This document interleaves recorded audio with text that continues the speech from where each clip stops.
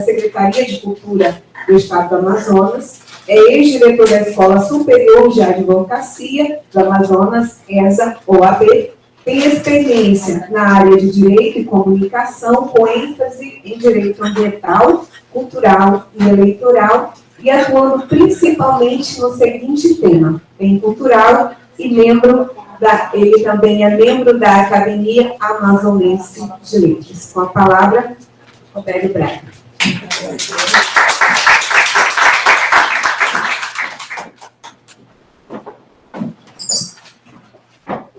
Quero agradecer a oportunidade de estar de volta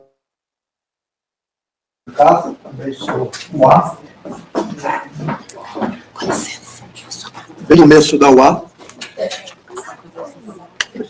Não, mas é para as pessoas. Para eles me verem. Ok. Está gravando. Tá bom.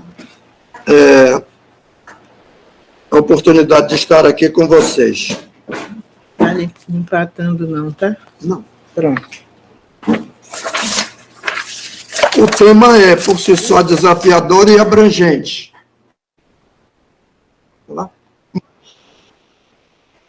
Eu vou tentar dar um panorama e combinar com todos os presentes e os apresentados pela rede de internet, combinar o seguinte: eu darei um panorama e os pontos que forem de maior interesse eu voltarei adiante para detalhar conforme o interesse de cada um.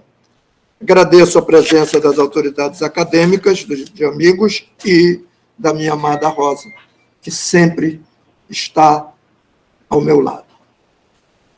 O que é que nós objetivamos nessa conversa? Contribuir para a recomposição da história política, demonstrar a sequência desse processo, realçar cenários políticos pontuais, indicar nomes de destaque e referenciar crises políticas. Manaus é uma cidade-estado. Não é novo se dizer isso. Portanto, o tratar da política em Manaus, dos partidos em Manaus, das eleições em Manaus, significa tratar como um todo de ações e de atividades políticas estaduais. Porque, desde o começo, ela passou a representar esse papel de relevância. Vocês vão ter aí, então, esses períodos que divergem um pouco dos períodos que nós temos comumente estudados na história do Brasil. Nós vamos ver que temos aí algumas mudanças. Por que o Brasil colônia em 1532? Nós vamos ver a relevância dessa data para a política e para o processo eleitoral que nós temos hoje e para os objetivos que temos ainda hoje, quando discutimos a validade das urnas eletrônicas. Capitania de São José do Rio Negro, província, crise política de 32, Vila da Barra em 33. Até aqui, de 1755 a 1852, nós fomos perseguidos e subjugados subalternamente pelo governo do Pará. Mesmo que isso não tenha sido definido na Carta Régia de 1755. Quando criada a Capitania do Rio Negro, não se disse expressamente que ela seria subordinada ao Pará. Mas era uma região de ampla expansão territorial, uma quantidade expressiva, muito expressiva, embora desconhecida quantitativamente, mas se imaginava que muito expressiva, de índios, que era o principal produto de venda da época, aprisionamento, comercialização e venda, escravização. Isso vem até a província do Amazonas em 1852. Vamos lá? Nós vamos ver aí também uma diferença do que se trata normalmente na história do Brasil. Se trata de Primeira República e Segunda República. Me parece precipitado entender assim. O período Vargas ele é composto de várias repúblicas Vargas. Uma Primeira República de 30 a 33, uma segunda de 34 a 37, uma terceira de 37 a 45, uma República Constitucional a mais longa que se teve, o regime militar, a transição a constituinte, vejam que aí também eu faço uma diferenciação, eu trago o regime militar até 82, quando há uma eleição retumbante nacional que modifica e obriga o regime militar a mudar a sua postura política interna, a transição à Constituinte e da Constituinte como República Constitucional até agora. Por que o Brasil Colônia? Foi a primeira eleição em São Vicente, São Paulo, pelas ordenações manuelinas. Vocês vão ler muito que se fala em ordenações filipinas, não é? Foram as manuelinas, as filipinas vieram depois, é de 1600. Indireta, complexa, por etapa, seletiva, criação de conselho sem elite local. Uma população analfabeta, possivelmente indígena, com alguns portugueses exportados como expulsão de Portugal, mas ela apresenta 3 conceitos consideráveis para o estudo da ciência política e do processo eleitoral atual: harmonia, hierarquização e verdade eleitoral. O que era essa harmonia? É que no processo eleitoral complexo e indireto, em que havia votantes e eleitores, todos homens, alfabetizados ou não, porque não podia fazer essa diferenciação, todos eram praticamente analfabetos, mas que tinham renda de 100 mil contos de réis ano ou de bens de raiz, eles escolhiam eleitores que tinham que ter 200 contos de réis anuais em raiz, portanto, uma hierarquização de classe social, mas, de certa maneira, eles procuravam uma harmonização. Quando os juízes, os vereadores antigos, ou a classe influente de organização da eleição, escolhia os nomes dos eleitores para compor os grupos em que se decomporia a eleição, porque, sendo indireta, eram várias composições, eles harmonizavam os nomes entre mais experientes e menos experientes. Pessoas com mais experiência, com menos experiência, possivelmente com mais idade, com menos idade, com alguma informação, sem nenhuma informação, que passavam a compor duplas harmônicas. A hierarquização é aquela: 100 contos de réis ano de bens de raiz ou 200 contos de réis de bens de raiz. E a verdade eleitoral, nós vamos ver agora o princípio da verdade eleitoral, até hoje perseguida, motivo do desespero do ex-presidente da República e de toda essa celeuma que se criou em derredor da aplicação das urnas eletrônicas. Como eram analfabetos, eles não escreviam o voto, eles falavam ao ouvido do escrivão o nome que eles queriam para vereador, para juiz e para promotor. Este anúncio dos 6 eleitores mais votados pelos vereadores e juízes. O escrivão selecionava os 6 nomes mais vezes referidos. Se confiava no escrivão, como hoje se confia na urna. Se confiava no escrivão, e o escrivão dizia que 6 nomes que lhe haviam ditos eram os mais votados. Depois, esses 6 faziam listas de duplas incomunicáveis, que pressupunha ausência de parentesco. Não podiam ser parentes. Outra regra eleitoral que se observa ainda hoje. Em seguida, as listas das duplas incomunicáveis. Estas duplas não podiam dizer uma à outra quem elas tinham escolhido. Era segredo. As listas finais eram feitas pelo juiz mais velho daquela região, que colocava todos esses nomes em pelouros, sacos. Sorteava o pelouro com o nome dos que iriam ocupar os cargos. Aí uma criança de 7 anos, no dia da eleição, metia a mão e tirava o pelouro. Cada pelouro tinha os nomes dos vereadores diferenciados e harmonizados, o nome do juiz que ia ser escolhido, porque se elegia também o juiz, separadamente. E aquele pelouro era que ia compor a Câmara. Isto era uma forma de que cada envolvido só sabia um pedaço do quebra-cabeça eleitoral. É que nem hoje cada eleitor só sabe em quem votou, não sabe em quem o outro votou. Ok? Portanto, a verdade eleitoral é ainda uma coisa hoje perseguida por todos nós. O que aconteceu na capitania de São José do Rio Negro, no processo político? Todos corruptos. Cada um cuidava de si. O Joaquim Vitório da Costa, que tem uma rua importante no caminho da prefeitura antiga, foi então o pior deles. Escravizava índios, explorava, exportava e absorvia terras, cadastrava terras em nome dele. Tinoco Valente foi menos corrupto e governou durante 16 anos, mas ainda assim explorou terras no Rio Jutaí próprias e fez algumas coisas favoráveis, segundo o professor Arthur Reis, que examinou os códigos de arquivo do Arquivo do Pará. Quem nos salvou desse desastre foi Lobo da Almada, que transferiu a capital de Barcelos para Barra, promoveu o desenvolvimento econômico, o desenvolvimento e organização administrativa, mas enfrentou a resistência do Pará. Enfrentou crises, não resistiu, acabou sendo deposto e morreu contrariado, respondendo a um processo crime nas Cortes de Lisboa.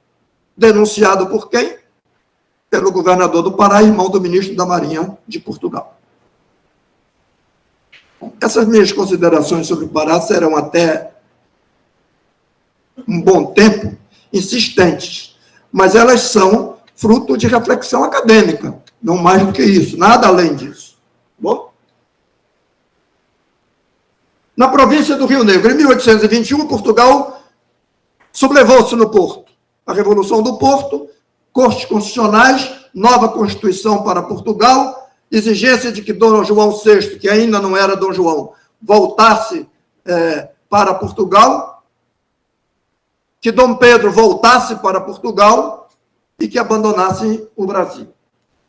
Neste momento, Portugal eleva o Rio Negro à condição de província contra o interesse do Pará. Portanto, nós passamos a ter autonomia. Com essa autonomia, tivemos o direito de escolher um deputado e um suplente à Constituinte portuguesa. Deveriam ter sido 2 e 2. O Pará reagiu e impôs que fosse 1, por falta de população, quando nós tínhamos a maior população indígena do que o Pará. Mas não tínhamos um censo que fosse respeitado, reconhecido como regular. Conseguimos impor um nome para deputado e um nome para suplente. E sabem o que aconteceu? O eleito foi um paraense, que foi representar o Rio Negro. As cortes portuguesas, então, incluíram um artigo na Constituição de Portugal descrevendo o nome das províncias de Portugal, fosse no Brasil ou fora do Brasil. E haviam muitas em vários lugares. E lá colocaram Rio Negro, vírgula, Pará, vírgula, Maranhão, vírgula, Piauí, vírgula. Um deputado de São Paulo, com interesses econômicos no Pará e residente em Belém, irmão de José Bonifácio de Andrada e Silva, está aí o nome do cidadão, José Ricardo de Andrada, manobrou na votação da redação final da Constituição, na ausência do representante do Rio Negro, que ainda não tinha chegado lá, porque a eleição daqui foi por último, e inverteu. Pará e Rio Negro, sem vírgula, vírgula agora, Maranhão, e aí nós voltamos a ser subordinados ao Pará.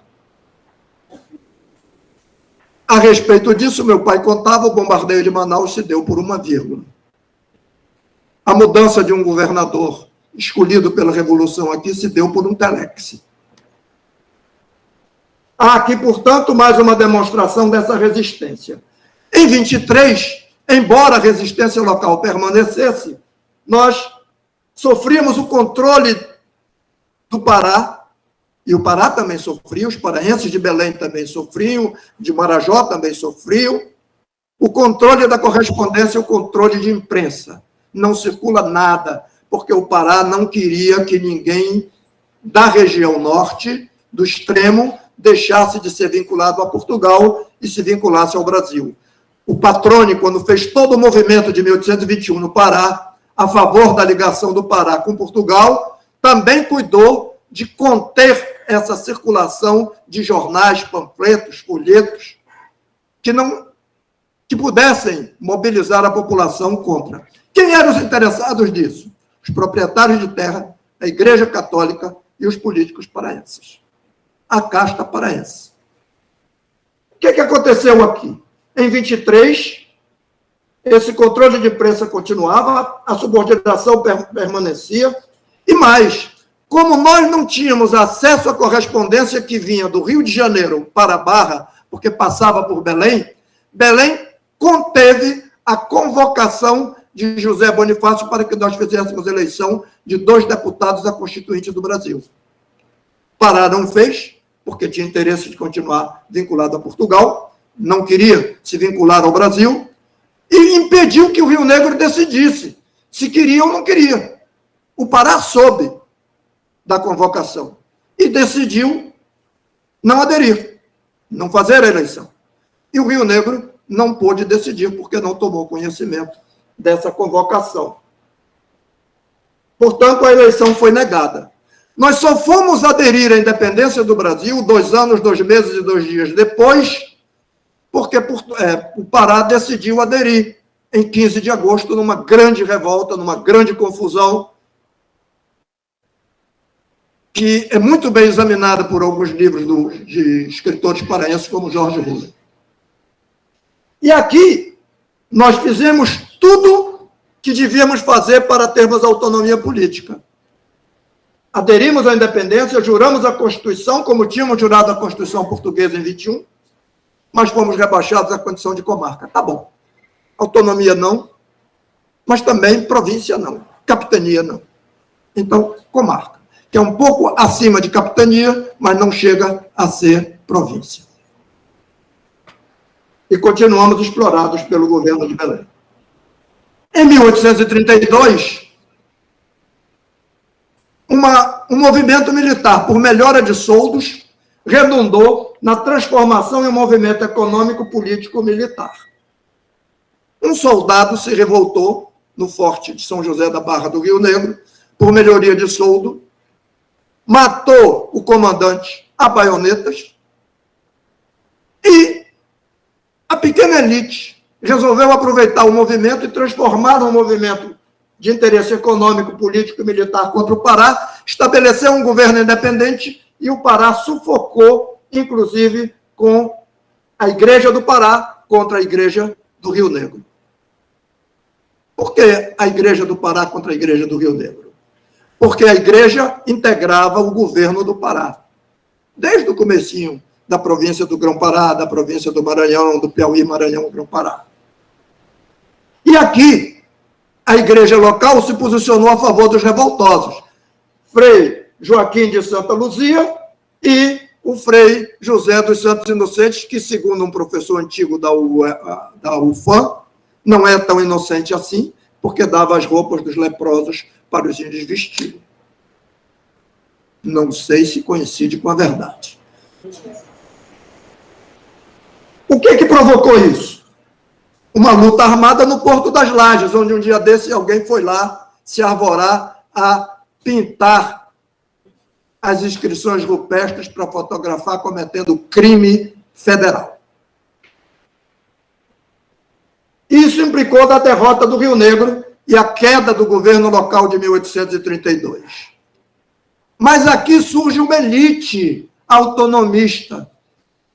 Bonifácio José, que é até nome hoje de indígenas, né, na nossa região, começa a liderar uma elite paré, vamos dizer assim. 1833 começa um ar de independência, engano. Elevou-se a Barra à categoria de vila, com isso precisava ter eleição para ter Câmara própria, vereadores próprios. Até então nós tínhamos sido subordinados à Câmara de Barcelos, que chegou a governar toda a região, e à Câmara de Serpa, que veio de Itacoatiara para a Barra para promover a adesão à independência do Brasil. este movimento é que cria a Câmara, faz a primeira eleição indireta em Manaus, efetiva para a escolha de representantes políticos.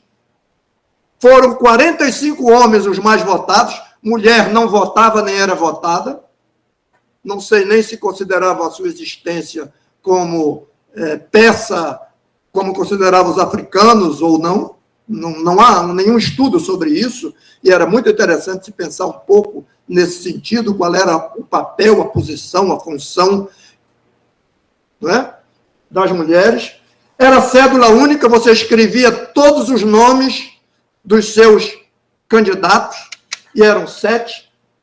7 foram eleitos. Qual era a função da Câmara? Não era só as de hoje. A Câmara tinha função executiva, legislativa e judiciária. Diferente de hoje, que o município não tem um poder judiciário. Logo aí surge o empreguismo. Criada a Câmara, bom, precisa nomear os primeiros empregados. Não só o secretário da Câmara, mas como também o juiz de órfãos, o juiz de paz, o juiz de direito, o promotor, o chefe de polícia. E todos esses nomes vieram dos grupos de autonomistas criados lá em 1821 e 1823. Você vai encontrar os mesmos nomes, vai cruzar as mesmas pessoas seguidamente. Nós tivemos, em seguida, o fenômeno da cabanagem, que é uma coisa a ser estudada de uma maneira mais longa, mas que influiu num aspecto interessante. Houve uma reação da igreja local. José Antônio da Silva, padre, presidente da Câmara, reagiu à cabanagem e foi preso pelos líderes cabanos. Ou seja, eu não tenho estudo sobre a situação da cabanagem no Pará em relação à Igreja Católica. Mas aqui a Igreja Católica reagiu à invasão cabana. Como reagiu na Barra, reagiu em Maués, reagiu em Parintins, reagiu em Itacoatiara. A província do Amazonas representava, portanto, em 1852, desde 1755 até 52. Por que 52? Bom, a lei é de 1850, mas a instalação do governo foi em 1º de janeiro de 52. A lei é de setembro de 50. A lei começou a ser discutida em 1826. E todas as razões que eram apresentadas para não conceder a autonomia política ao Rio Negro, em 1850, se inverteram. E engraçado, Romualdo de Azevedo, padre, defendendo este processo, foi o mesmo, com o mesmo discurso que antes dizia que ainda não estava oportuno conceder autonomia pela Câmara Geral do Brasil, que é hoje a Câmara dos Deputados. Nós elegemos, então, um deputado, um senador e a Assembleia Provincial. A Assembleia Provincial composta de 20 parlamentares. Eram muitos eleitos para um processo político dinâmico, indireto, complexo, sem controle. O único controle era a junta de qualificação que era feita dentro da igreja. Vejam aí a importância da influência da Igreja Católica continuadamente. As eleições eram dentro da igreja, após a missa, presidida pelo padre e pelo juiz da localidade. O que aconteceu? Na eleição sem partido, indireta, censitária por quê? Porque os eleitos precisavam ter bens de raiz, precisavam ter recursos econômicos. Essa solução era mediante as condições econômicas do candidato. Sem desincompatibilização, a tal ponto que o presidente Herculano Ferreira Pena, que dá nome àquela rua da Praça da Saudade, a Ferreira Pena, a gente passa por lá e não sabe muito bem quem era esse cidadão, isso acontece muito em várias ruas da cidade, ele era o presidente da província, ficou no cargo, fez a eleição, foi o mais votado na lista tríplice para senador, o imperador escolheu o nome dele, ele tornou-se senador e, ao mesmo tempo, presidente da província do Amazonas. E depois, senador pelo Amazonas e presidente de várias províncias ao mesmo tempo. Vejam que há aí uma figura do direito eleitoral importante, que é o princípio da desincompatibilização. Uma coisa relevante, de 30 presidentes da província do Amazonas, 30 titulares do cargo, todos eram de fora. Nenhum foi do Amazonas. Foi da Barra, foi do Rio Negro, foi de Barcelos, nenhum. Os 5 vice-presidentes, porque não era só um vice-governador, eram 5 vices, para contemplar as várias correntes políticas locais. E aqui começava a se estabelecer o entendimento de conservador e liberal que tinha vindo lá de 1844, 42, com o Feijó, na história do Brasil, no resto do Brasil. Aqui começa a chegar em 52, a gente sempre um pouco atrás, o movimento modernista chegou em 45 e foi em 22 no resto do Brasil, né? Aqui foi assim também. Mas a igreja, além de abençoar a corrupção eleitoral, que era pública, por várias formas, pelas atas fraudadas, pela troca das cédulas, pela votação de menores, pela junta de qualificação de eleitores que era na igreja, pela missa que ela realizava antes da eleição, ela elegeu o presidente da Assembleia e 3 deputados. Em 20. Por isso, Cônego Azevedo tem uma escola, tem um quadro bonito lá no Palácio Rio Branco, deve estar por lá, eu deixei. Tornou-se primeiro presidente da Assembleia. O que era isso? Poderia ser, estou pensando alto, não afirmando, poderia ser um processo de equilíbrio, de controle do processo político, de controle de interesses da igreja. Por quê? Porque durante todo o Império, a religião católica era a religião oficial e o Estado custeava o funcionamento, a edificação, as alfaias da igreja.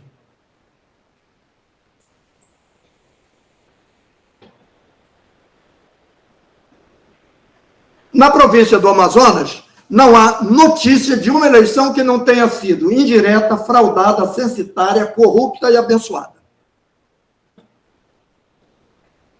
Nenhuma. Nenhum presidente que não tenha sido forâneo. O Partido Conservador e Liberal chegou a um tal ponto que se dizia que não há nada mais liberal do que um conservador no governo. Porque os presidentes que vinham pelos gabinetes conservadores atuavam de maneira mais liberal em litígio político com os grupos locais conservadores, dividindo os conservadores. E os liberais se aproveitavam no processo político local dessa situação.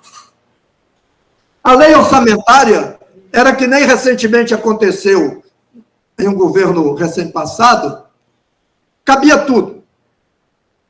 Tudo se colocava na lei orçamentária. Então, a discussão parlamentar que vocês, pesquisadores, poderão encontrar nos anais da Assembleia será unicamente na lei orçamentária. Em um ou outro ponto depois, você vai encontrar uma discussão sobre a abolição da escravatura, por exemplo, de 68 a 84, sobre a propaganda republicana já em 87, mas muito pouca coisa. As discussões eram sobre banalidades e interesses pessoais. Ou simplesmente marcando a presença do fulano, do cicrano, do deputado tal. Na crise de 1879, é interessante ressaltar uma crise política forte. E aí surge uma figura que precisa ser estudada na academia. Bento Aranha, filho do presidente Terreiro Aranha, jornalista, combativo, republicano, anticlerical, contestador do nerismo. Mas tinha um jornal. E este jornal era custeado pelos anúncios da Câmara, publicando as atas e as leis municipais. O presidente da província, então, resolveu mandar cortar esse contrato. E aí o pau comeu. Aí foi uma degeneração de interesses para todos os lados que redundou no afastamento do presidente. O presidente teve que ser substituído. O processo de abolição da escravatura é um outro momento interessante. Eu quero aqui ressaltar que teve benemerência, muitas famílias importantes, como a família Baird, praticaram a abolição gratuita, mas teve muita venda de alforria, custeada pelos cofres provinciais. Teve muito movimento da maçonaria, muitos clubes abolicionistas de estudantes, de mulheres, e aí é importante esse clube de mulheres liderado pela Elisa Soto, cearense, esposa do presidente Teodoreto Soto, mas teve muita indenização paga pelos cofres provinciais, para que em 10 de julho, 24 de maio, vocês sabem por que tem o nome 24 de maio, aquela rua? É a abolição da escravatura em Manaus. Teodoreto Soto, com medo de ser demitido antes da abolição, conseguiu fazer uma abolição de escravos em Manaus, que não eram mais do que 300, e fez uma festa. E aí precipitaram a demissão dele, retiveram a notícia na carta de demissão dele em Itacoatiara, e ele antecipou de 5 de setembro para 10 de julho a abolição no Estado. Mas ainda deixou mais de 800 escravos em Humaitá, que não tinham sido cadastrados. A propaganda republicana foi tímida. Não tinha muito interesse nisso. Jonatas Pedrosa liderava um grupo, Bento Aranha liderava outro, mas não havia força, não havia jornal próprio, utilizavam jornais de terceiros, que uma hora eles admitiam esse noticiário, outra hora nem tanto, mas foi importante.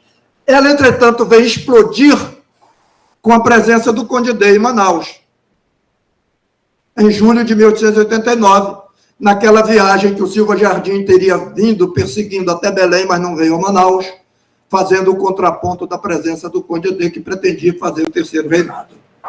É o que dizia. A presença dele fez com que Bernardo Ramos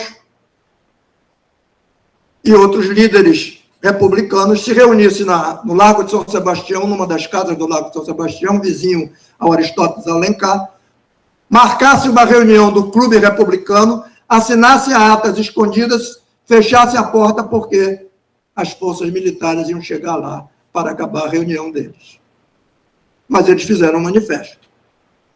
O Conde D foi para Tabatinga, encontrou aquele forte que está aparecendo agora, os resquícios em razão da seca, nada tinha a fazer lá, ficou conhecendo pequenos sítios pela viagem, ele descreve, é um livro publicado em francês, muito interessante, com a descrição dessa viagem dele. Mas o grande ponto da presença dele aqui foi a explosão do Clube Republicano.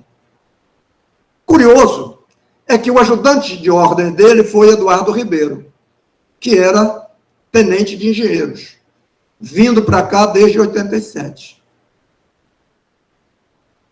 E ele era republicano, anticlerical e revolucionário. E nós vamos ver daqui a pouco o que ele fez.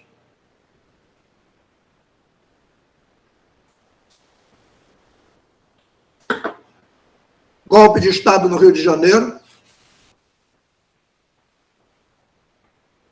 Câmara Municipal do Rio de Janeiro proclama a República. Isso também é pouco contado. É preciso ler nos historiadores que saem da história tradicional, ir para o Boris Fausto, e para o Moreira de Carvalho, para poder encontrar essa verdade, né? E a notícia chega aqui, diferente da independência, 2 anos, 2 meses e 2 dias, chega aqui uma semana depois. Já chegou mais perto. Já foi mais rápido. Cria-se uma junta de governo. Para instalar a junta, chega a notícia, o povo corre para a rua, para a Praça do General Osório, em frente ao quartel militar, se reúne na rua e começa a decidir pela junta. As lideranças locais se reúnem e dizem, bom, eu estou, o meu partido está, fulano vai estar na junta. O povo rejeitou a junta composta pelas elites e exigiu uma junta dos 2 militares da Marinha e do Exército e o Carvalho Leal, naquela avenida da Cachoeirinha. Alexandre Teófilo Cavaléu, como líder civil representante do Partido Republicano. O que se deu ali? Se deu a troca da guarda. Foi mansa e pacífica essa sucessão. O Barão do Solimões, que era o presidente da província, não criou resistência. Recebeu no palácio, o povo na rua, essa junta entregou ao governo. A junta, logo depois, se desentende. Carvalho Leal larga a junta por discussão do orçamento da República, o primeiro orçamento do Estado Federado do Brasil.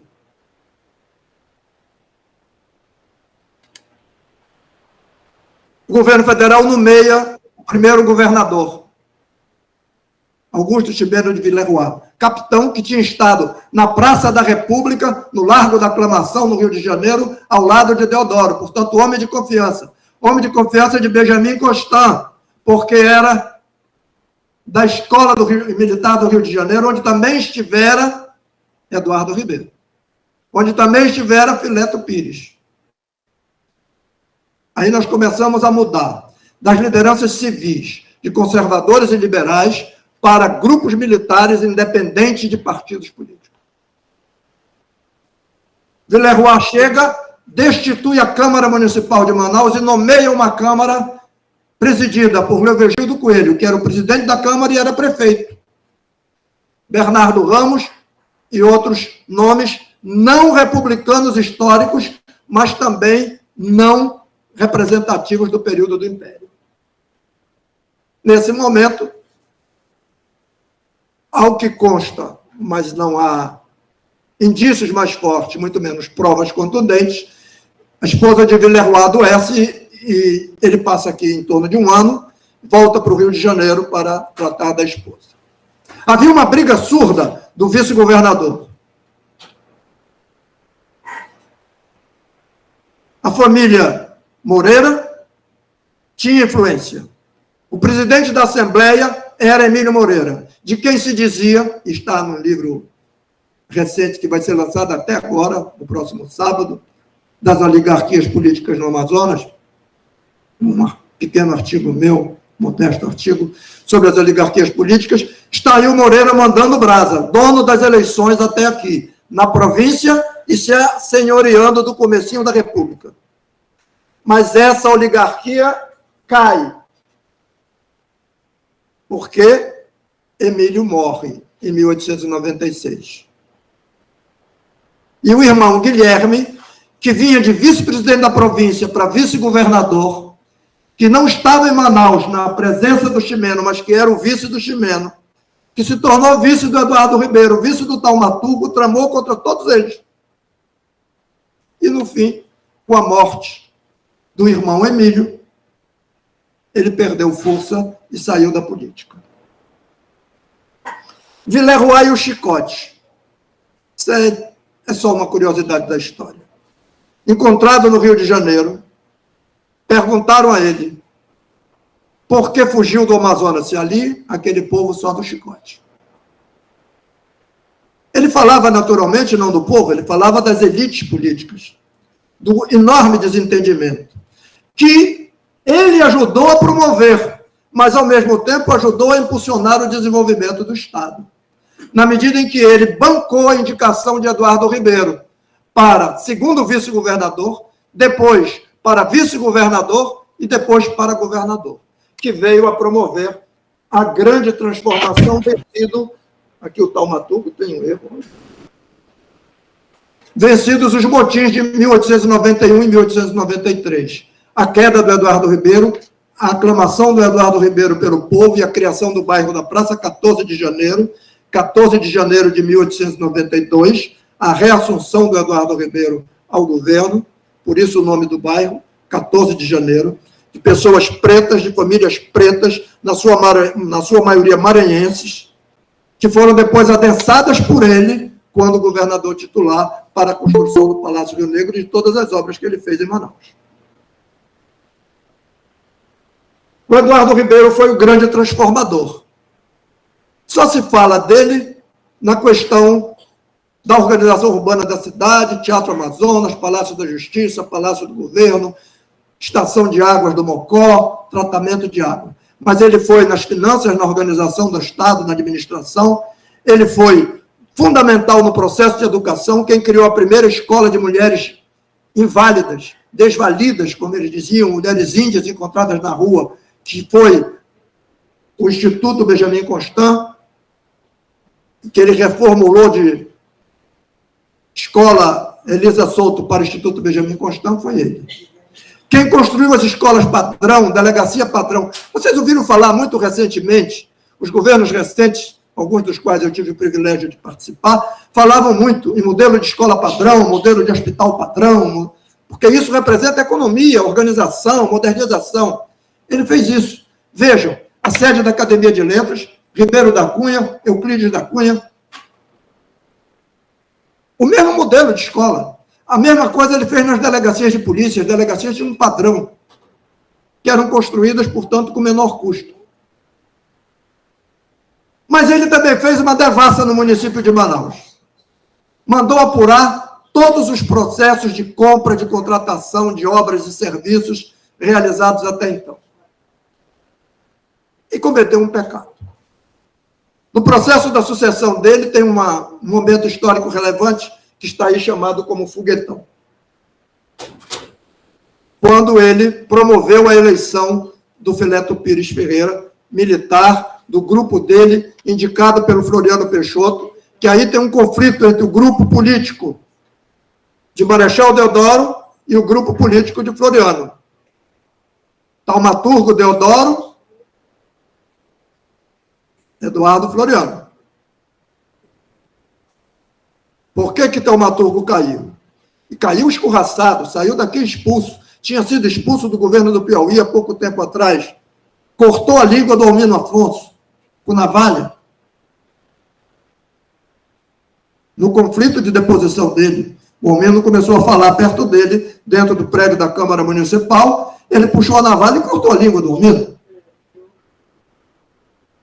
Saiu daqui escorraçado. Foi aí que se deu a história do bairro da Praça 14, porque os militares, a cavalo, dominaram a situação. O foguetão é o seguinte. Se quiserem eu conto agora, se quiserem eu conto depois. Depois. Quem tiver interesse em saber o que é o foguetão. Também quem tiver interesse em saber a degola, porque uma coisa está relacionada à outra. A eleição era indireta, o Fileto foi eleito, a Assembleia Legislativa do Estado, que era Congresso de Representantes, também foi eleito. Os deputados estaduais. Mas os deputados estaduais tinham que compor uma comissão para homologar a eleição dos governadores e a deles próprios, que era um dos mecanismos de controle do processo eleitoral. E que foi assim durante muito tempo na Primeira República toda, até 1930. O que é que aconteceu? Fileto foi eleito, a Assembleia foi eleita, vários deputados do Eduardo Ribeiro não ganharam a eleição, ficaram como suplentes e foram para o dia da Assembleia. Todo dia, às 12 horas, a Assembleia iniciava a sessão e mandava soltar um foguetão. Aquele foguetão marcava 12 horas. Todos os relógios e todos os comércios da cidade ajustavam seus relógios e seus negócios. Portanto, era um momento importante para a cidade. Nesse dia, o grupo do Eduardo Ribeiro e do Fileto soltou o foguete às 10 da manhã, na presença dos políticos do grupo dele, dos suplentes do grupo dele, na ausência da oposição, e homologou o nome do Fileto. E o Fileto se tornou governador, tendo como vice José Cardoso Ramalho Júnior. 2 anos depois, Fileto resolve fazer uma viagem à Europa. Era comum as viagens à Europa. Custeado pelos cofres públicos, viagem à Europa, aparece uma renúncia, que está ali, renúncia fraudada. Aparece uma renúncia na Assembleia, dizendo que o Fileto tinha renunciado o cargo, enquanto ele estava em banquetes na Europa. Ele tentou retornar, parou em Belém, discutiu muito essa situação, mas perdeu o mandato e assumiu Ramalho Júnior, que completou o mandato dele de 98 a 1900. Eduardo Ribeiro assume a presidência da Assembleia, adoece, viaja para Portugal, viaja para a Itália, depois para Portugal, contrata um médico português para vir tratá-lo em Manaus. Volta para Manaus, o grupo de oposição ao Eduardo Ribeiro, que era forte candidato a governador em 1900, trama, divulga que ele estava com doença mental. Chamava-se, na época, doenças nervosas. E o matam. O matam envenenado. Ele é encontrado sentado no chão, com uma corda no pescoço, como se tivesse se enforcado. Até hoje, o processo e o inquérito, ninguém localiza. A morte do Eduardo Ribeiro muda o processo político. Deixa de ter representatividade os grupos militares, e foram muitos aí, que se tornaram deputados, senadores, prefeitos de Manaus, deputados estaduais, deputados federais, comerciantes, negociantes, com influência forte do Rui Barbosa em alguns momentos. Depois da morte do Ribeiro, muda-se para a oligarquia Neri. Por isso, sobre Neri, sobre Silvério Neri, recai a responsabilidade ou os indícios de ter mandado matar Eduardo Ribeiro. E constitui-se aí a mais complexa oligarquia política do Amazonas. Tão interessante que, em 1903, ele, prestes a sair do governo, faz uma marcha aos Flambô, uma marcha à noite, na cidade de Manaus, com tochas, para festejar a passagem do Plato de Castro, vitorioso no Acre, financiado pelo governo do Estado. E, inadvertidamente, uma tocha dessa foi jogada no jornal O Covades. A marcha passou propositalmente, ou por acaso, na rua do jornal. Por acaso a porta estava aberta, por acaso tinha uma tocha, por acaso a tocha caiu, a tocha incendiou o jornal. Sabe como apagaram esse incêndio? Com querosene. Destruíram o jornal de oposição, e prestem atenção nessa questão da imprensa. Há outros episódios interessantes a respeito disso. Essa oligarquia dos Neri é quem vai dar um respiro à Igreja Católica. Para se fortalecer, ela busca o Monsenhor Coutinho, daquela rua do lado do Del Clube, para ser o vice-governador. E como Silvério sai do governo para ser candidato ao Senado, vamos voltar um pouquinho. Silvério era senador antes de ser governador. Para sair do Senado e virar governador, ele elegeu o irmão Antônio Constantino Neri governador, senador. Para sair do governo, para o Senado, ele elegeu o irmão Antônio Constantino Neri governador. Não era uma figura altamente... E como o senhor Coutinho, em 1906, que o Cristo crucificado voltou para o salão do Tribunal do Júri. Porque desde a República, em 89, todos os símbolos católicos tinham sido eliminados. Bittencourt é o próximo governador. Bittencourt e Sapeixoto. É importante observar essa questão de Bittencourt e Sapeixoto e daqui a pouco outras duplas. Por que isso? Porque eles brigaram, essa briga redundou no bombardeio de Manaus, ao tempo em que se fez a Universidade de Manaus em 1908 e 1909, em que se fez o asilo de mendicidade contra o discurso de que isso era segregação da miséria, e deu-se a primeira eleição de prefeito em Manaus, que foi feita de 1910 até 1921, uma sequência de 5 eleições. Mandato de 3 anos. Eleição direta. Quem ganhou essas eleições? O indicado pelo governador do Estado. Na Primeira República tem o levante de 13 contra Jonatas Pedrosa, que é o problema da água. A posse do governador Pedro Bacelar debaixo de bala. E aqui é uma referência interessante à professora Lúcia Antoni, Antônio Guerreiro Antoni, que deve ser o avô ou tio-avô dela. Era o grande líder da oposição, enfrentou o Bacelar assume o governo, mandou bombardear o jornal dele, chamado Liberal, onde é hoje o Banco do Estado, pela Roique Martins. Aí foi realizado o primeiro comício de mulheres em 1920, para apoiar a candidatura do Taumaturgo a governador do Estado, e instala-se a oligarquia Rego Monteiro, complexa, intrincada, criminosa, que só tem um estudo da professora Heloína Monteiro, sobre a Revolução de 24. Eu acompanhei a primeira pesquisa que ela fez no Instituto Histórico. Ao mesmo tempo, surge o glebarismo. Vejam, estamos falando da Revolução de 24, estamos falando do glebarismo em 23 com Álvaro Maia, um discurso pelo centenário da adesão do Amazonas à independência do Brasil, agora bicentenário.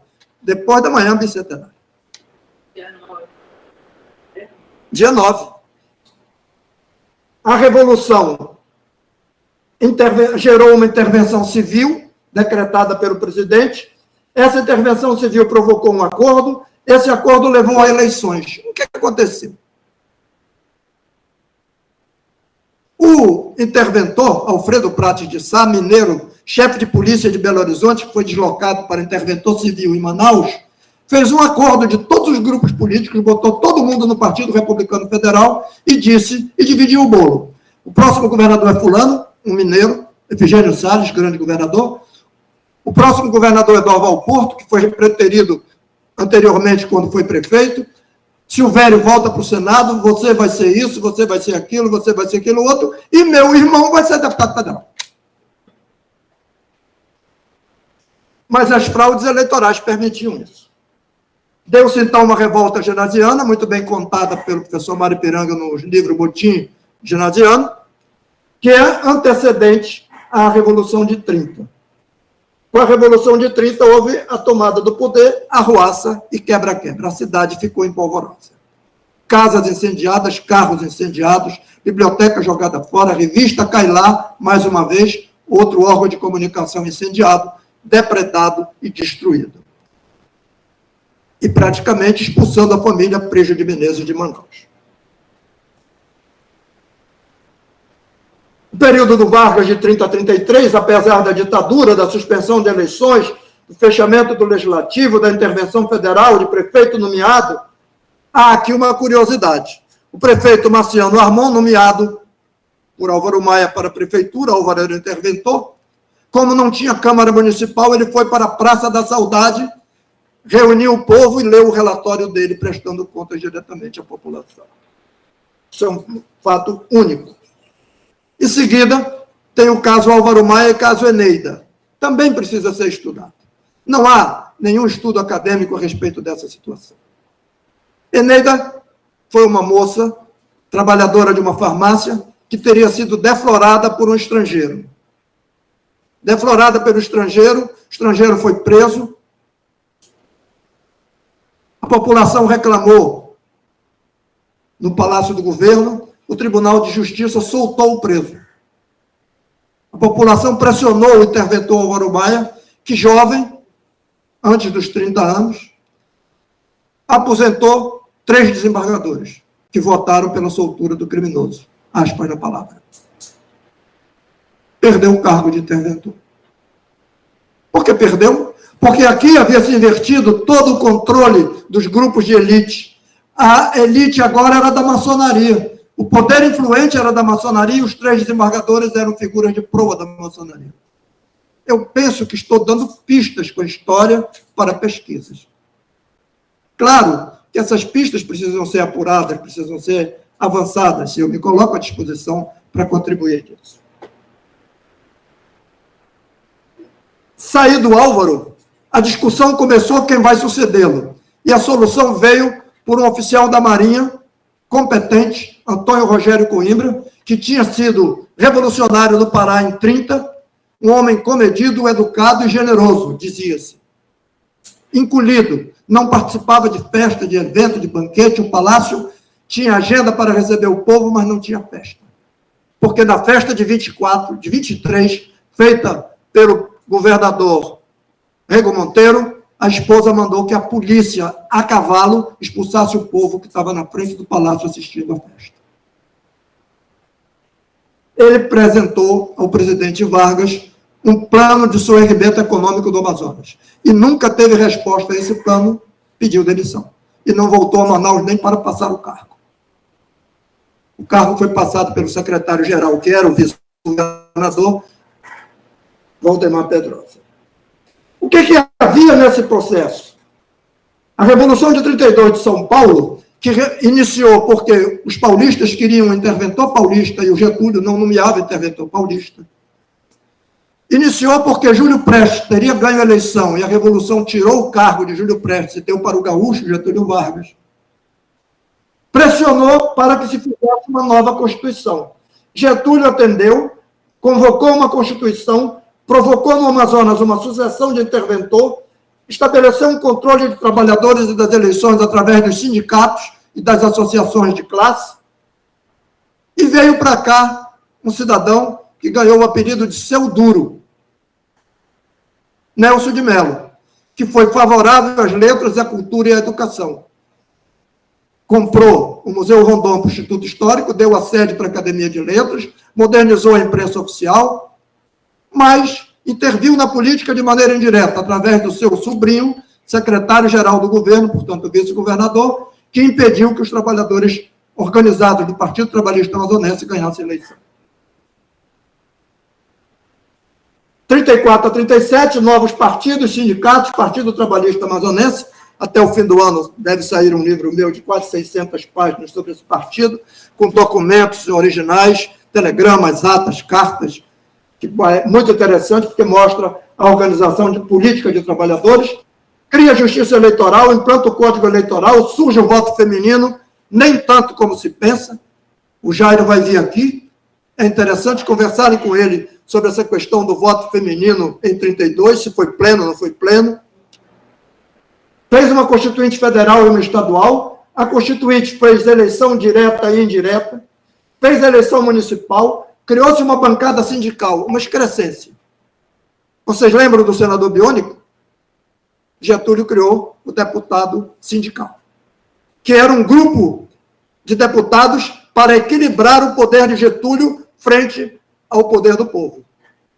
Se, eventualmente, ele enfraquecesse junto ao eleitorado, junto às massas, como eles chamavam, esse grupo iria equilibrar essa relação de poder. Muito defendida pelo Clube 3 de Outubro. E deu-se aí a presença da primeira deputada no Amazonas. Entrou muda e saiu calada na Assembleia Constituinte de 1935 estadual, Maria de Miranda Leal. Se vocês consultarem, como eu consultei, as atas da Assembleia Constituinte de 35, ela não teve nenhuma participação efetiva, pelo menos registrada nas atas.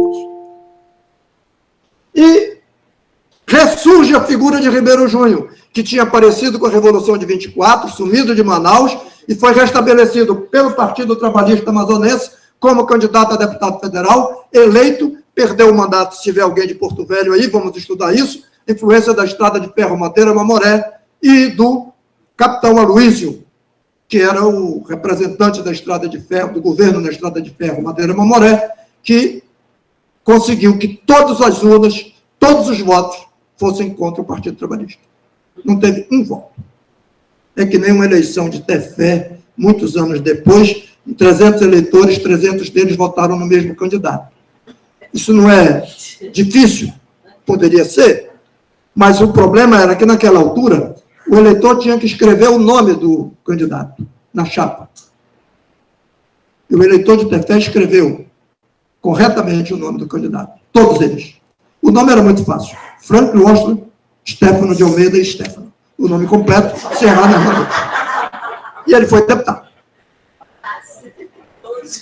Da indenização do Acre, e tínhamos a criação da Espévia, que não se instalava, só veio a ser instalada em 51 pelo Arthur Reis, no novo governo do Getúlio. Vamos lá? Aí começa o movimento, em 50, 54, o movimento do queremismo. O queremismo era: queremos o Getúlio de volta. Bota o retrato do velho outra vez, bota no mesmo lugar o botinho do velhinho. Tá na hora de voltar. Foi o alvarismo.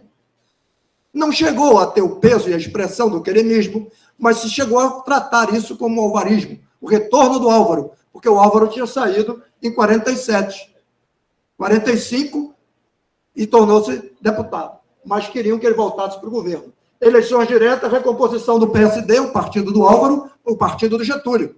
Getúlio criou o PTB e criou o PSD. Um era siamês do outro. O trabalhismo do PTB, que passou a ser um outro trabalhismo depois do retorno do Vargas, os novos líderes. Quem são esses novos líderes? Plínio e Paulo. PP na Câmara Federal. Plínio Coelho e Paulo Nery. A crise econômica, boas alentadas páginas para artigo. Mais de 30. O que é que o Plínio fez? Seletra Amazon, papel Amazon, transporta Amazon, ou seja, ele usou recursos públicos para desenvolver o Estado. Todas as carências de infraestrutura do Estado, que não tinha empresário para investir, ele fez o governo investir. Criou empresas pelo governo. Portanto, é muito importante estudar este período do governo Plínio Coelho, o primeiro governo Plínio Coelho. Mas o Plínio Coelho inventa mestrinho. Por que eu digo inventa mestrinho? Porque o mestrinho tinha perdido uma eleição para vereador de Manaus, era um modesto professor, simpático, agradável com as moças, mas sem nenhuma expressão política. O Plínio Coelho tinha um candidato a governador, chamado Antônio de Mourão Vieira, deputado federal, várias vezes candidato, muito batizado nas urnas, mas não queria ser governador, não queria sair do Rio de Janeiro. Inventaram o nome do Gilberto para nomear prefeito.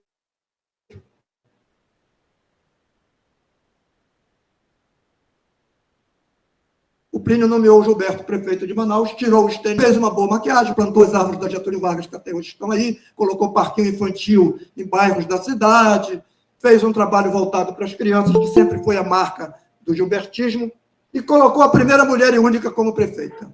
Por 2 vezes na coordenação, a dona Eurídice Souza, que eu conheci ainda, trabalhou comigo quando eu fui chefe de gabinete do prefeito em 75, que tem uma modesta vila na Praça 14, na Emílio Moreira, com o nome dela.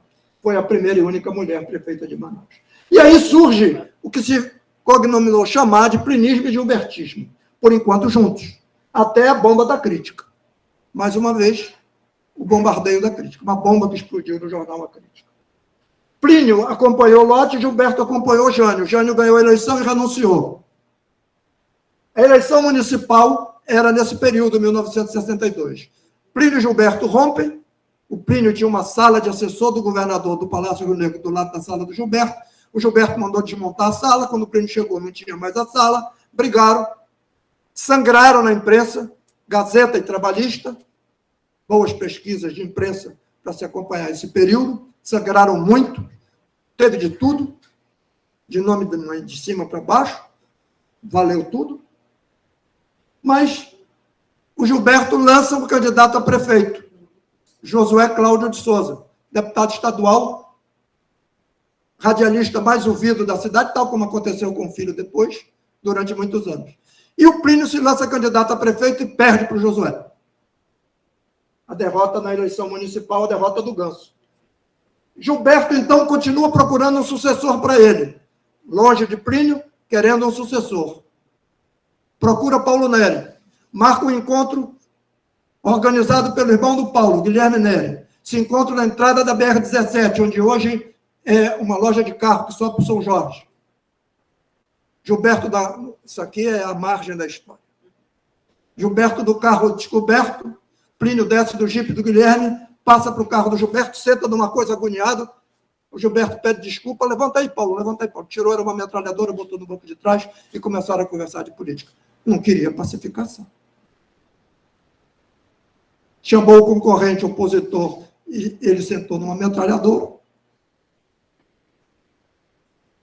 Eu não sei se ele confirmou isso para ti. Perguntaste isso? Qual é o período da Eurídice Souza? É o governo do Plínio, com o Gilberto prefeito, 54, 58. Não, ela passa dias, passa um mês ou 2 meses, depois volta. Ela era funcionária e substituiu o Gilberto numa viagem. Muito breve. O Gilberto, então, roda, e por Roberto Cohen, irmão de Maria de Lourdes Ascher Pinto, dona do jornal, o jornal mais importante da cidade, que comandava a eleição como tinha comandado antes, promove a reconciliação e lança Plínio para o governo. Para não ficar sem mandato, depois de ser afastado do Pará, com uma emenda constitucional que impedia que quem não fosse paraense fosse governador. O Gilberto pretendia ser governador do Pará, mas a Constituição do Pará vedava essa possibilidade. Ele se tornou deputado federal por Roraima, onde acabou cassado. Eles não contavam com os atropelos pelo caminho. Quais foram esses atropelos? A Revolução de 64. Tomou o poder, cassou, prendeu, suspendeu direitos, mas deu ao Amazonas um governo civil, o que não se deu em muitos outros estados, que foi o governo Arthur César Ferreira Reis, que era indicação do Planalto, homologado pela Assembleia Legislativa. Conta-se que apenas o voto do deputado Bernardo Cabral foi contra a homologação de Arthur Reis. E aí tem uma cassação pela Assembleia. A Assembleia Legislativa cassou o mandato do deputado Arlindo Porto, com parecer do deputado Joel Ferreira da Silva, que antes de entrar na Assembleia, que era no Instituto de Educação, visitou a casa do general, que é onde é a casa hoje do comandante do Colégio Militar, na esquina da Praça do Congresso. O governo do Arthur precisa de um estudo acadêmico sério, profundo. Fiz um prefácio na 2ª e 3ª edição da História do Amazonas dele, procurando mostrar vários aspectos que não se trata da atividade do Arthur Reis, que ficou estigmatizado. Resolveu o problema da cidade flutuante, que era um grave problema na cidade. E há uma enormidade de obras e de ações modernizadoras na administração, moralizadoras na administração, e um episódio curioso dele com Paulo. Ele nomeia Paulo chefe de polícia e manda Paulo prender o Plínio. O Paulo chama um amigo do Plínio, oficial da Polícia Civil, e manda à casa do Plínio na hora do jantar, com a ordem de prisão. E sai da delegacia. Chefatura de Polícia, Marechal Deodoro de Tal Banco do Brasil. Quando o Plínio chega preso, o Paulo não está. O agente de polícia liga para a casa do Paulo. Pronto, chefe, o homem está aqui. Deixa ele aí na sala, não bota na cadeia. Governador, Paulo liga para o Arthur Reis. Governador, o homem está lá. Agora é com o senhor. Eu estou demitido.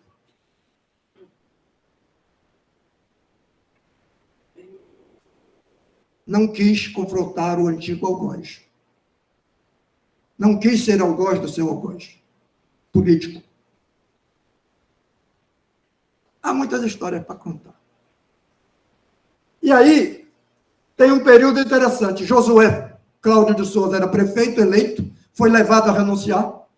Para completar o mandato, foi eleito Vinícius Monte Conrado Gomes, que fez 2 coisas interessantes. A Praça de Nossa Senhora Auxiliadora, em frente à Escola Auxiliadora, e um trenzinho que ele andava pela cidade para animar as crianças. Também foi levado a renunciar por corrupção em obras.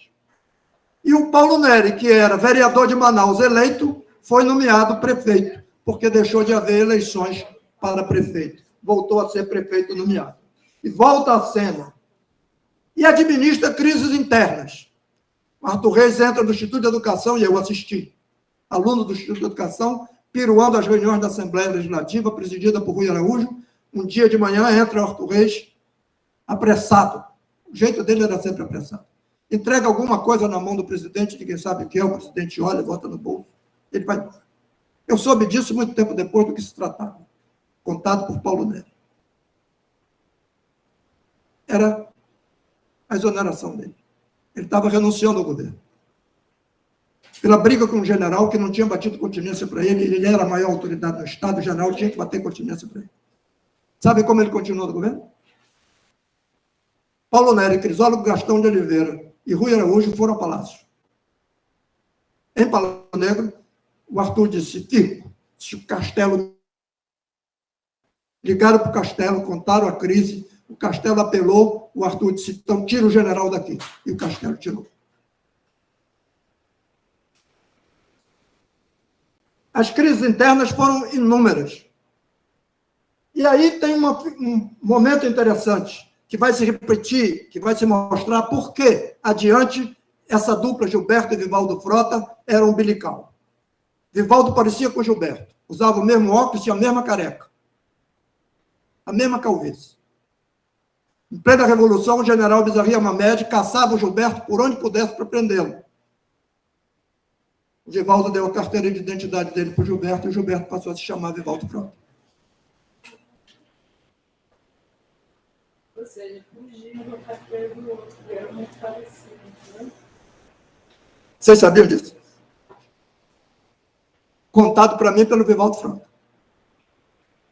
Cartas de Mestrinho. Mestrinho fora, afastado, morando no Rio de Janeiro, mas sempre articulado politicamente.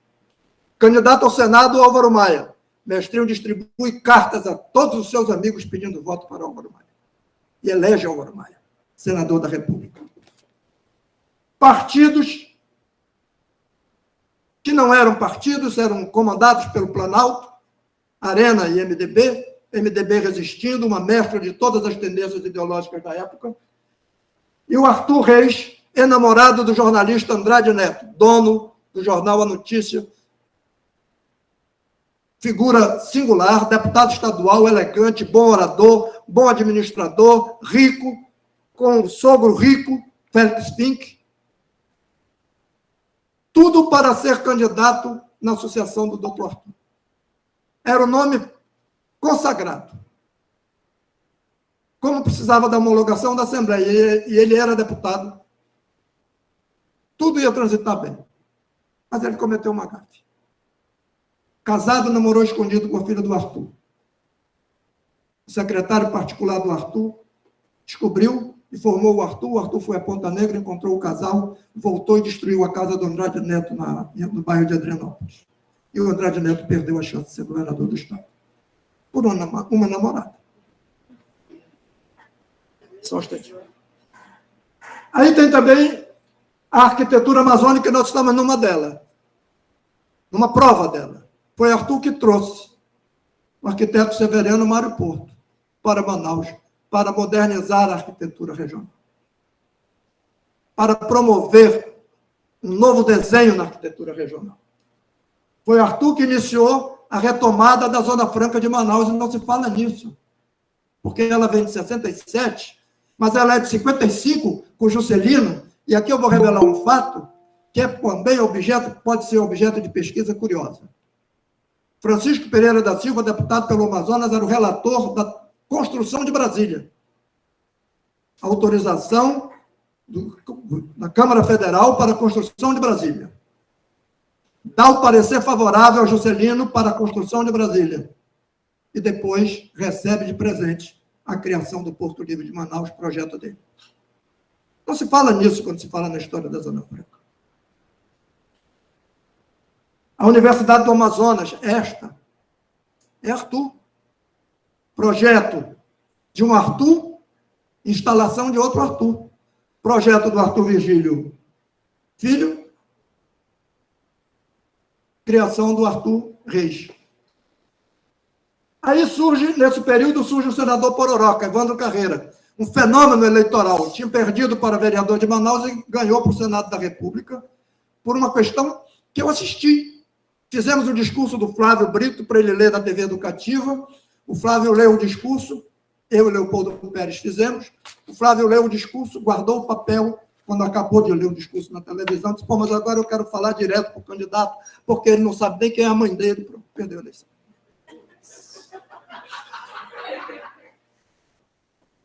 Senador Biônico, a figura do deputado federal Raimundo Parente. Senador biônico pelo Amazonas, importante deputado, pessoa de grande contribuição para a universidade, para o equilíbrio da universidade naquela guerra que sofreu o professor Hamilton Mourão. Continuava o processo de homologação legislativa, mas aí surgiu um governador surpresa. Paulo Neri recebeu um telex do gabinete da presidência da República de um general amigo dele, comunicando que o presidente da República, Kaiser, tinha escolhido a ele para governador. Não contou, ninguém guardou o telex. Intrigas palacianas levaram a muitas disputas locais, surgiram vários nomes locais, inclusive de empresários. Monteiro de Paula, Mário Guerreiro, vários nomes fora da política, e nenhum aceitava. Pediram ao ministro Enoque Reis que se aposentasse do Tribunal Federal de Recursos e fizeram dele governador do Estado. Tendo como vice João Bosco Ramos de Lima, que ganharia a eleição para o Senado da República, morreria logo no começo do mandato e abriria vaga para a segunda senadora brasileira. Não se diga que é a primeira, porque a primeira foi a Princesa Isabel, que ela era senadora obrigatoriamente vitalícia no Império do Brasil, portanto, a primeira senadora no Brasil. Esta é a primeira senadora na República. Senadora Eunice Miquiles, que tinha sido cassada e aposentada pelo governo Arthur Reis na Revolução. Perguntaram a ele quando ela tornou-se senadora: governador, o que é que o senhor diz? Ela é senadora. Naquela época, ela era professora. Militar na prefeitura. Aqui tem um imbróglio complexo. O vice-presidente do Senado, preterido para governador, José Lindoso, queria indicar um nome para prefeito, Armando Mendes, um homem competente, professor da Fundação Getúlio Vargas, líder do municipalismo no Brasil, mas não emplacou. Mas também o governador Enoque Reis não teve força para emplacar o nome que ele desejava. E quem tornou-se prefeito foi Jorge Teixeira de Oliveira, de quem eu fui chefe de gabinete, para quem eu preparei os decretos de nomeação da primeira equipe. E ele virou-se para mim, quando eu coloquei no decreto Jorge Teixeira de Oliveira, prefeito, ele disse: eu sou coronel. Eu disse: aqui não. Aqui não. Então, bota aí, professor de educação física. Porra, prefeito é maior do que ser professor de educação física, né, pô? Me deu trabalho e eu saí logo de lá. Em seguida, vem Lindoso e Paulo Neri e surgem novos e velhos políticos. Vocês vão ver agora como é que essa miscelânea de novos e velhos políticos aconteceu. Josué, campeão de votos em todas as eleições, Josué Filho. O PDS se divide, Josué e Mário Haddad de um lado, com os Miquiles, Eunice, Beto, para o lado. Para o outro lado, José Fernandes, prefeito de Manaus, nomeado pelo governador Lindoso, querendo também ser candidato a governador. A juventude do PDS, liderada por mim e por Plínio Valério, apoia Josué. Vamos para a convenção, ganhamos a convenção, mas não conseguimos fazer a conciliação política. O partido se dividiu. Paulo Neri assume o governo. E o governo fica fora da eleição. Paulo Neri chama o secretariado e diz: eu sou magistrado, não vou interferir na eleição, não vou fazer com os outros o que fizeram comigo. Nomeia um prefeito que não era o prefeito que o Josué queria. Josué queria o vereador Valdir Barros, presidente da Câmara, político influente, grande movimentador de massas de bairro, mobilizava a população mais carente da cidade. Ele nomeia João Mendonça Furtado, presidente da Federação da Indústria, que pega a prefeitura e coloca à disposição do Gilberto. O Lindoso perde o Senado. Rui Lins estava na Suframa, tinha perdido a indicação para governador, comprou um jornal, A Notícia, através do José Moura, que eu fui dirigir, depois com mestrinho, para sustentar a candidatura dele ao governo. Perdeu a indicação. Teixeira perdeu a indicação do Andreasa e ganhou o governo de Rondônia. Perdeu para o Amazonas e ganhou a indicação para Rondônia. Pede uma vaga de desembargador para o irmão Afonso Lins, o Paulo Neri não nomeia. E ele se vira contra a candidatura do Josué, mobiliza o Distrito Industrial, indica o vice-governador Manuel Ribeiro, e Gilberto ganha a eleição. Havia um desejo de grande parte da população da volta do gilbertismo, é verdade.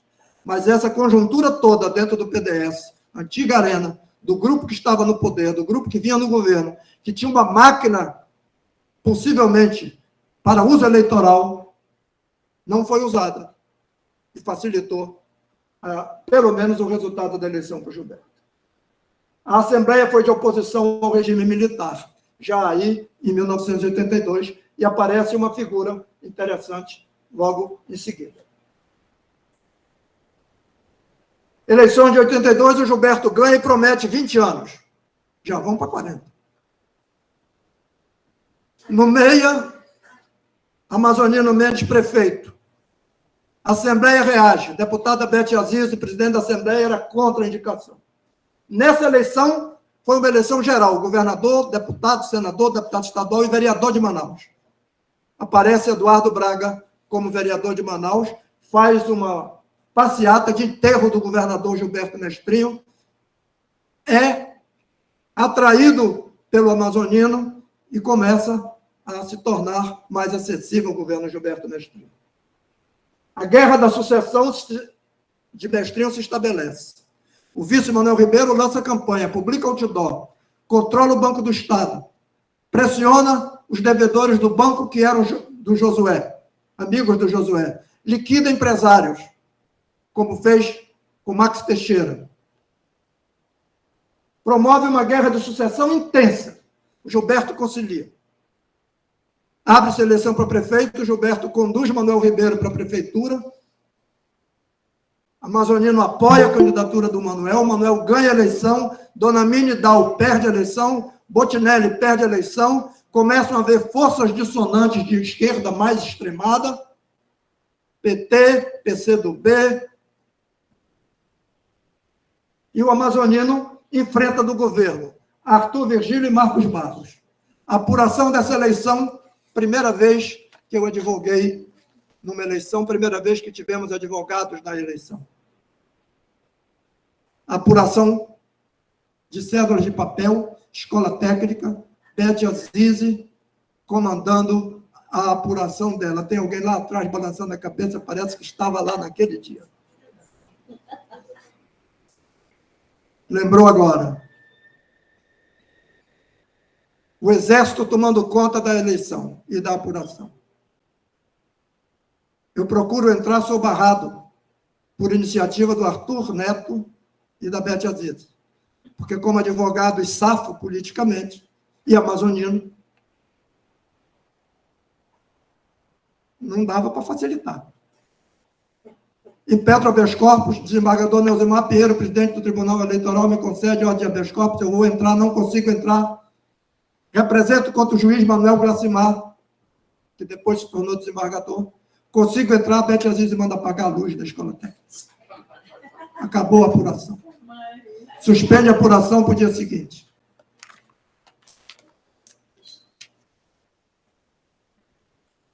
Ao lado do Arthur Virgílio, deputado Raimundo Parente com revólver no bolso. Eu requeria a prisão dele. Não podia entrar armado no local de eleição. Foi uma confusão generalizada. Hoje me arrependo. Era um homem bom e sério. O que aconteceu aí? O amazonino ganhou a eleição, Manuel Ribeiro prefeito, o amazonino interviu em Manaus e colocou o Alfredo Nascimento, que tinha sido pouco antes, secretário de administração, substituindo José Seráfico de Carvalho, que era o secretário de administração do amazonino, mas que viajava muito. O amazonino um dia o chamou e disse: Seráfico, preciso de você é um cara competente, brilhante. E o Seráfico se desculpou e disse: olha, prefeito, eu não posso, eu não tenho tempo, eu tenho outros encargos e tal, eu posso lhe ajudar, mas é assim e tal. Mas então não dá. E aí trocou o Seráfico pelo Alfredo, que era o sub do Seráfico. E começa, então, uma trajetória da formação de um grupo novo político, nessa composição de intervenção na Prefeitura Municipal de Manaus. Mas o Gilberto lança amazonino para o governo, o amazonino ganha a eleição, mas o Gilberto tem um seguro, você está vendo ali, seguro de Gilberto. Qual foi o seguro do Gilberto? Vivaldo Frota, vice do amazonino. Qual foi o seguro do amazonino e do Vivaldo Frota?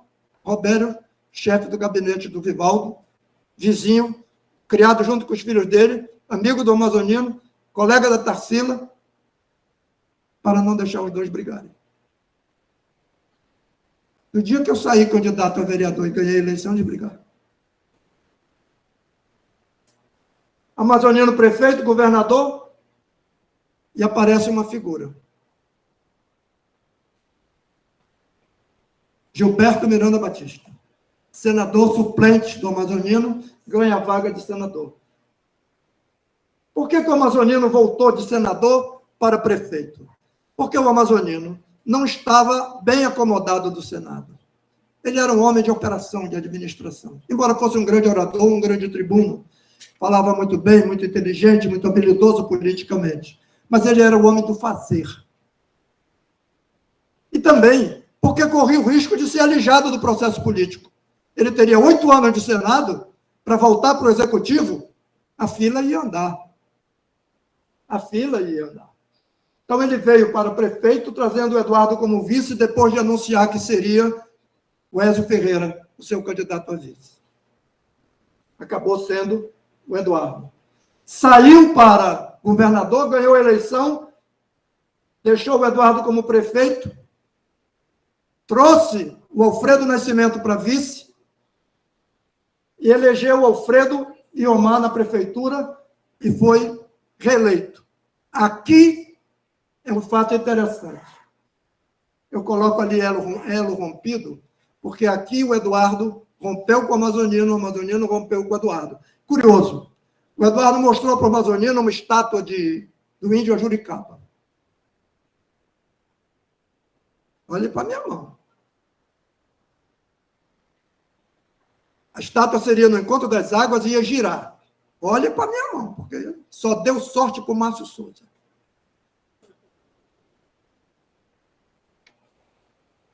Mostrou a estátua, queria construir a estátua, pouco tempo depois brigaram. Então vamos aqui. Rádio Juricaba acabou, TV Juricaba acabou, Colégio Juricaba acabou, Rua Juricaba é a única ruína da Cachoeira, de lixo estreita e escura. TV Juricaba acabou. A Juricaba só deu certo para o Márcio Souza. Tem o conjunto da Juricaba. Tem muitas outras coisas da Juricaba que também não deram certo. Calma, mano. Aí foi o elo rompido. O Eduardo se junta com o Serafim para enfrentar o Amazonino, perde para o Amazonino, que é reeleito contra o Eduardo. Faz do Gilberto senador, o Arthur prefeito, estabelece então um novo elo. Amazonino, Eduardo e Omar. E aí vem o que eu chamo de a noite que não acabava. A escolha do Omar como vice-governador do Eduardo. Ata feita, melo homologado por todo mundo. Omar sai com Chiquinho Garcia e Bernardo Cabral. Vão embora. Bernardo, presidente do PFL. Vão embora. Continuamos na conversa política e tal. O Melo vai embora, leva a cópia da ata assinada, autografada, carimbada. 4 da manhã, nova ata, Omar vice-governador. A noite que não acabava.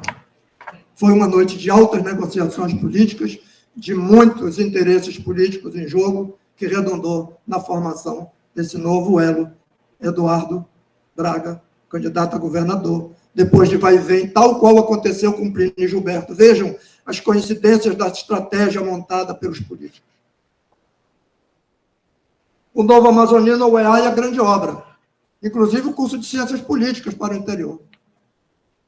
Falamos aqui para cientistas políticos, cientistas sociais. E a primeira derrota, Serafim prefeito. A derrota da prefeitura que impôs ao Amazonino e ao Gilberto. Gilberto perdeu a eleição de prefeito para o Arthur Virgílio, depois de me dizer que ganhava e eu perdi. Eu ganhei e ele perdeu. E o Amazonino, então, retoma a prefeitura do Serafim e depois dá uma parada técnica. Vê que não ia ganhar a eleição, não se candidata à reeleição, estava doente também, estava doente, precisando se tratar, e não disputou a eleição. E aí já é aquilo que eu chamo de amazonismo. O grupo que sucedeu ao prinismo foi gilbertismo, de gilbertismo foi o amazonismo. Eduardo no governo, um grande governo, discutivelmente. Sucessão mais ou menos acomodada, e a dupla natural. Por que a dupla natural?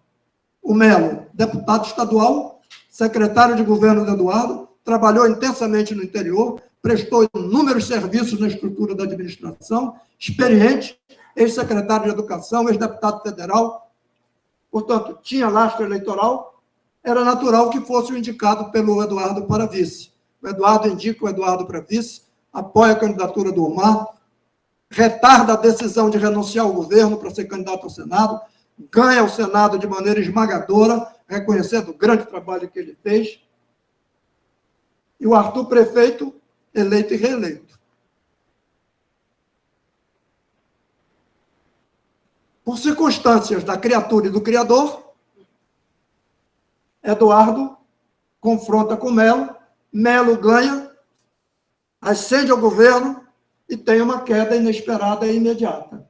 E ambos ficam, todo o grupo do amazonismo ficou à espera do Salvador.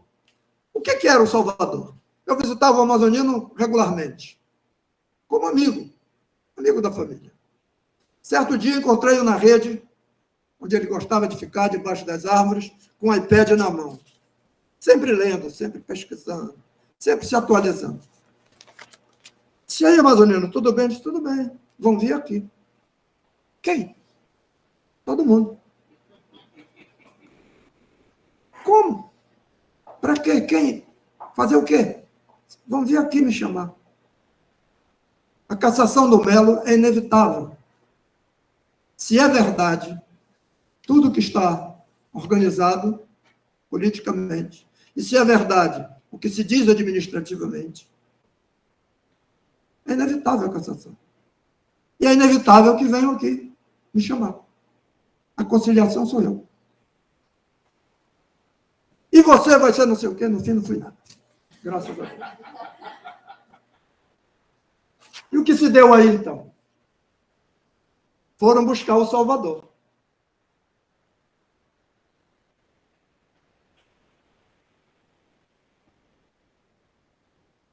Por quê? Porque o inesperado. O atual prefeito Davi era deputado estadual. Reeleito.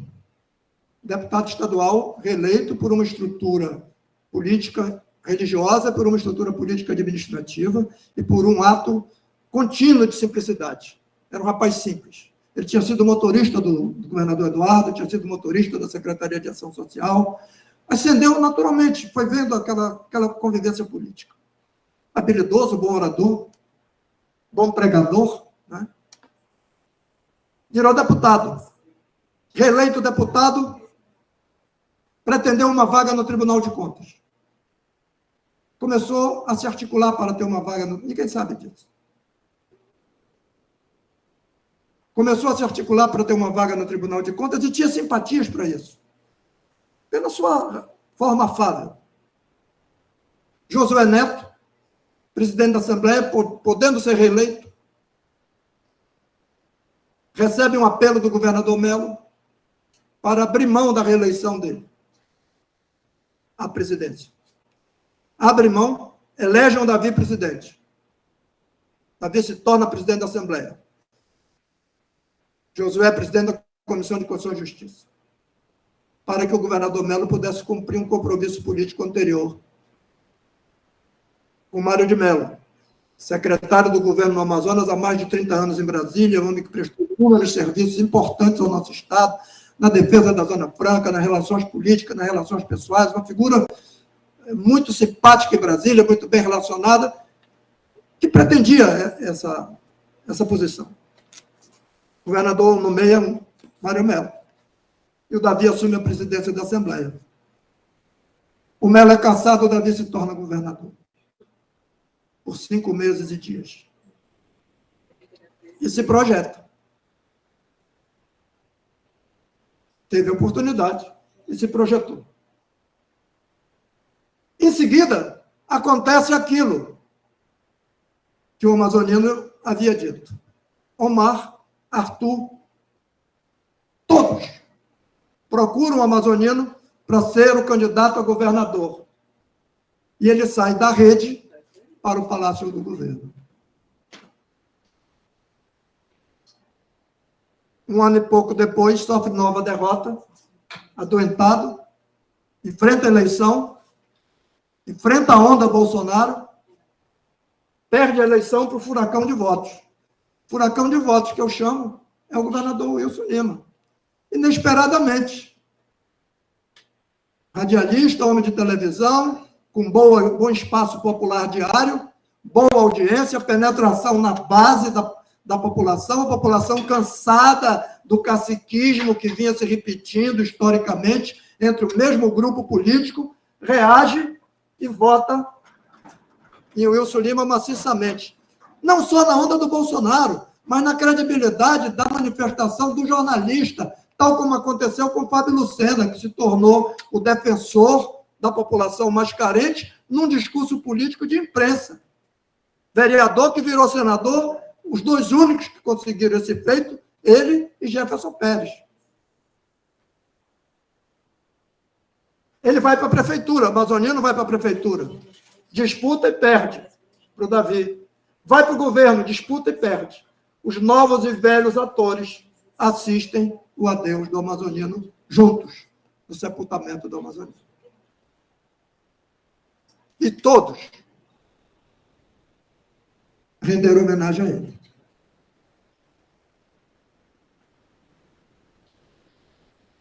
O que é que nós temos hoje? Novos e velhos políticos tentando um rearranjo de composição partidária, eleitoral, com uma multiplicidade de partidos. Antigamente, a Liga Eleitoral Católica, lá na década de 30, depois o PDC, Partido Democrata Cristão, em 50, depois o PDC com o amazoniano de novo nos anos 90. Hoje, uma multiplicidade muito maior. Quais elas vão se formar? Temos uma eleição para prefeito e 41 vereadores, podendo aumentar ainda o número de vereadores. Temos uma eleição para governador e vice, 2 senadores, 8 deputados ou mais, e 24 deputados estaduais. Se aumentar federal, aumenta para estadual. Quais os elos vão se formar aí? Entre os novos e os velhos políticos. Eduardo, Omar, Wilson, Davi, Silas, sei lá, uma enormidade de nomes. Alguns que ascenderam, como Marcelo Ramos, e que, infelizmente, não se mantiveram no cenário, embora seja muito competente, inteligente e sério. Vejam o que é que vai acontecer. O declínio dos velhos, os mais velhos em declínio, como Arthur Virgílio. Declínio pela idade, declínio pelo desgaste. O Arthur está na política desde jovem e na política eleitoral desde 74. É natural que haja um desgaste. Outros em ascensão. Como é que vão compor essa atualidade? Nem com varinha mágica a gente vai saber. Até a hora da convenção. E como agora, depois da convenção, tem 5 dias para entregar a ata no tribunal, não quer dizer que seja na convenção. Pode ser na hora da ata. Obrigado.